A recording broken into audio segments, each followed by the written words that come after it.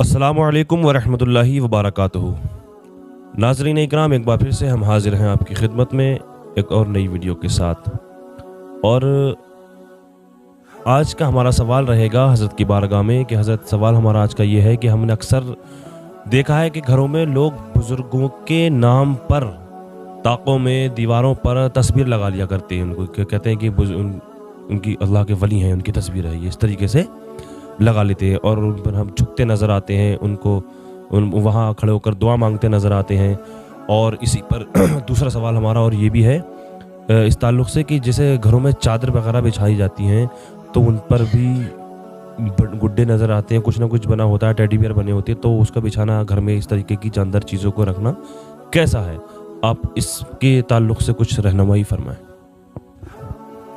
नाज़रीन किराम, अस्सलामु अलैकुम वरहमतुल्लाहि वबरकातुहू। देखिए, तस्वीर, जानदार की तस्वीर घरों में रखना ये नाजायज़ और हराम है। कुरान पाक में अल्लाह तबारक व तआला ने सूरह नूह में ज़िक्र फरमाया, ला तज़रुन्ना वद्दन वला सुवाअन वला यगूसा व यऊक़ व नसरा। इसमें मुफस्सिरीन किराम ने इसकी तफसीर में, इस आयत करीमा की तफसीर में बयान फरमाया कि ये जो 5 बुतों के नाम हैं, वद, सुवा, यगूस, यऊक़, नसर, ये हज़रत नूह अलैहिस्सलातु वस्सलाम की उम्मत के नेक परहेजगार औलिया अल्लाह के नाम थे। हुआ क्या? शैतान ने उनके दिलों में वसवसा डाला। यानी यूं कह सकते हो कि बुत परस्ती का आगाज कैसे हुआ। तो इससे आप समझ सकते हैं, शैतान ने वसवसा ये डाला कि आप अपने इन बुजुर्गों को याद नहीं करते हो। तो उन्होंने कहा, क्यों, याद तो करते हैं हम। तो उन्होंने याद करते हैं, तो आपके पास याद करने का क्या पैमाना? एक काम कीजिए कि इनकी तस्वीरें बना लो, और तस्वीरें बनाने के बाद आप इनकी ताज़ीम किया करो, इन्हें देखा करो, इन्हें याद किया करो। लोगों ने की बात तो सही है, और उन्होंने उनके नाम की, वो थे सही, वो लोग, वो बुजुर्ग थे, वो नेक थे, परहेजगार थे, अल्लाह वाले थे। उनकी तस्वीरें बना दी गई। जब तस्वीरें बनाने वालों ने बनाई तो वो तो सिर्फ उनको देखते थे, उनके अदब व एहतराम के साथ उनको देखा, बोसा ले लिया।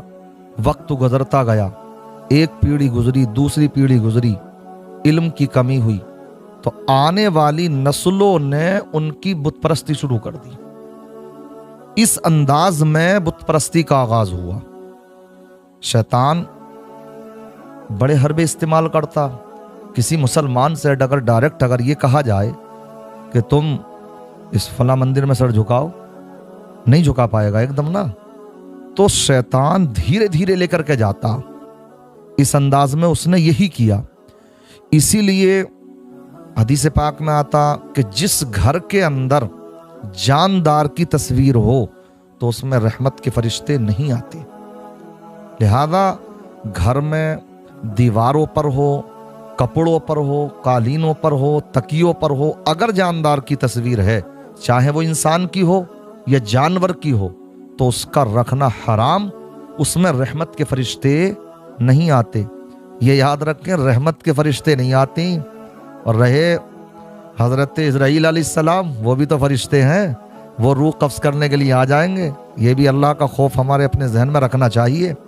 कभी कोई ये सोचा कि अब तो मौत भी थोड़ी आएगी, अब तो रहमत के फरिश्ते हमारे आएंगे ही नहीं, तो रहमत के फरिश्ते नहीं आएंगे। और रहे मामला जो अज़ाब के फरिश्ते हैं, ये हज़रत इज़राइल अलैहिस्सलाम हैं, तो उनकी तशरीफ़ आवरी होगी। हो सकता आकर के दबोच लें वो, और रूह कफ़्स उनसरी से परवास कर जाए।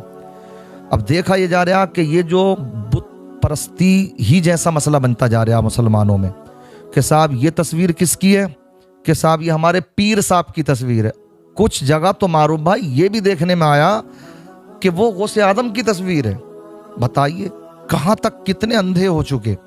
मुझे बताइए तो सही, क्या गौसे आदम की कोई तस्वीर है? गौसे आदम के ज़माने में तस्वीरें खिंचती थी, اگر بنتی بھی ہوں گی تو ویسی ہوتی ہوں گی، مگر غوث اعظم کی تو تصویر کہیں نہیں ہے، سمجھ رہے، خواجہ غریب نواز کی تو تصویر کہیں نہیں ہے، مگر وارث پاک کی بھی شاید تصویر نہیں ہے۔